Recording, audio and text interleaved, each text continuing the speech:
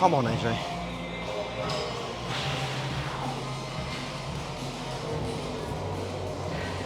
Whew.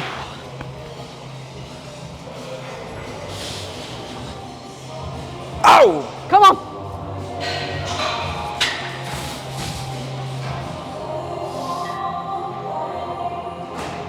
Lovely.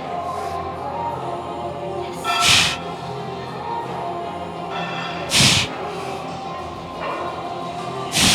Easy work, come on. Yeah, all day. Come on. Again. That's it, drive it through. Oh yes, come on. Come on now.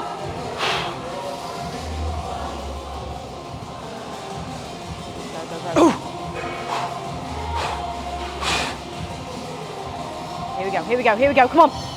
Big drive, big drive. Oh!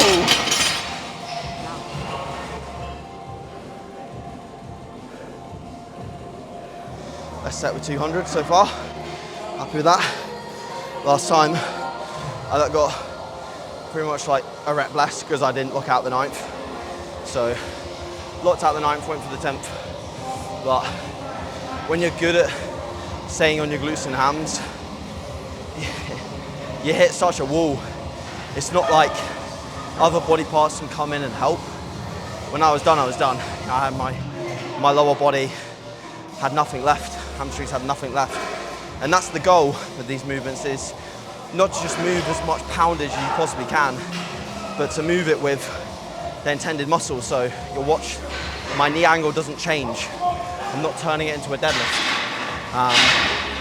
And I'm being really smart with the fact that I'm taking a high rep and a low rep, not just pounding away at, oh, okay, 5 reps looks better on Instagram on an RDL or something like that. So high reps, low reps, whatever, get strong at them all with the form that is going to allow you to use whatever muscle you're trying to target, either in an RDL, glutes or hamstrings really.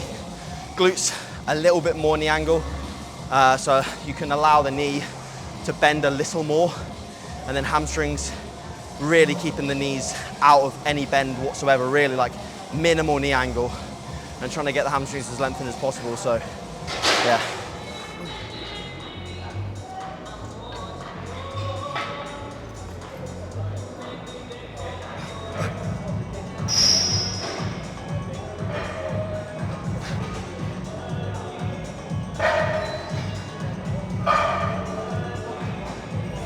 So I was watching a back workout with Brett Wilkin and hypertrophy coach who's doing Brett's training now. Before we trained today, and Joe Bennett, hypertrophy coach, said something really that I agree with, I've always kind of supported, is the fact that as you build skill with a movement, as you become more experienced, you can move faster. You kind of gain the right to move faster, because over many years of doing the same movements, you know how to connect with that body part. So for me with my back, I always connected with it really well out of the gate. So you might look at some of my rows today or some of my pull downs or whatever and think that, ooh, it's a bit quick, or looks a bit like he's using body English. And that's just for me. Over many years, I've learned what works, what feels good, what gives me results. I urge you to try and find similar things. So it might be a little bit unconventional. It might not look right for some other people. And that's why when people say, this is the right way, this is the wrong way, there's gray matter, gray area in between that. It's important that you explore that for yourself. Find what works well for you. And then you don't have to preach to everyone that that's the right way to do it. You can just tell everyone, okay, this is what worked well for me, give it a shot.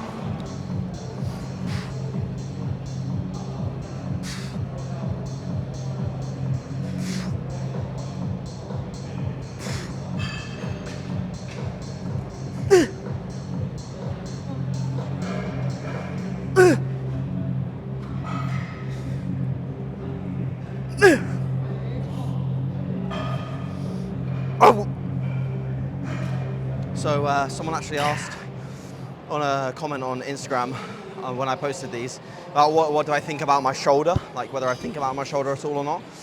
So obviously some people will really not feel much stretch on their lat when their shoulder elevates and comes, like essentially comes up, right?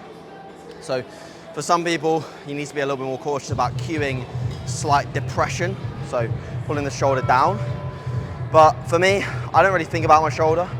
All that I think about is kind of a cue that I do naturally, but I heard from one of Cuba's videos where he basically says like, keep the elbow down and away, right? So don't let your elbow just be pulled up. Think about keeping it down and then let it come away. And if you watch the difference between like, okay, elbow up versus elbow down and away, your shoulder kind of naturally stays depressed a little bit more. So as long as you're thinking about the upper arm and the elbow, which I think is relevant for all back training, you're gonna probably nail these. And again, search in your warm-up sets, search when you learn this exercise to feel your lats. Then once you've felt your lats, load it and don't over chase feel. Hard balance to nail, but once you got it, you'll grow some good lats.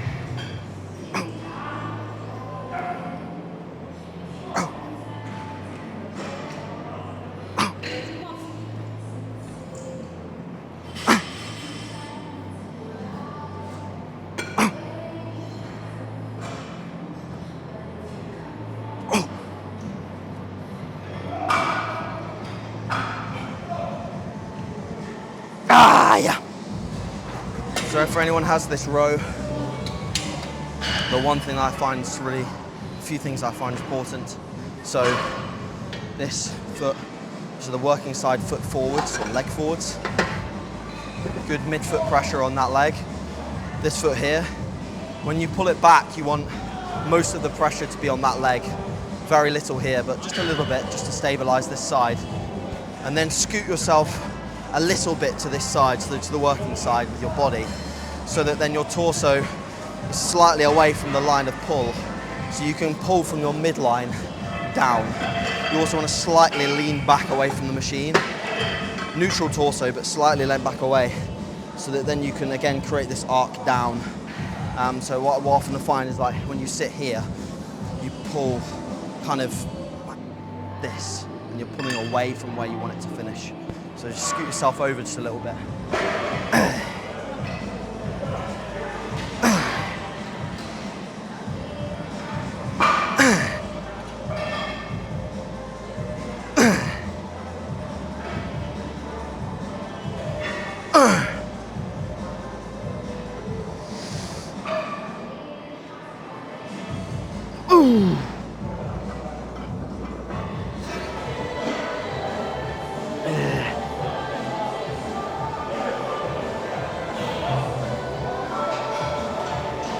Oh.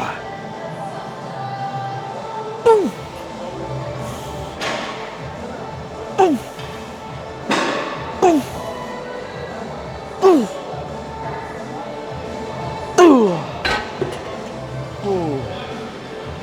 Boom. So some people might look at this and think, what is this? Because it looks like it's not lat and it's not upper back, and you'd be right, it's not either. Well, it's some of both, to be honest, because you can never really truly isolate the rear delt. But it's mainly rear delt. So what we're trying to cue here is limiting scapular protraction. We want a little bit of retraction to help get it short, but limiting protraction so the shoulder blade's rolling forwards. And then we want to cue a little bit of abduction, so moving the arms away from the body, and then slight retraction to get it short, and the arm path being about middle ground between upper back up here, lats down here, rear delts about here. But again, this is like, I can't tell you, oh, okay, here's rear delt, because for you, you might feel rear delt here. So try and find your rear delts, lock in on them, and then use those other cues, like not protracting a huge amount, and you'll be on them, you'll be good to go. This took ages for me to nail. And then some partials in the stretch, rinse those, they're money for rear delts, because it's very hard to get your rear delts short at this point. We actually usually use the prime row so we can have a huge drop off in the contraction, but it's taken today, so we're improvising. But yeah, partials for the win on rear delts.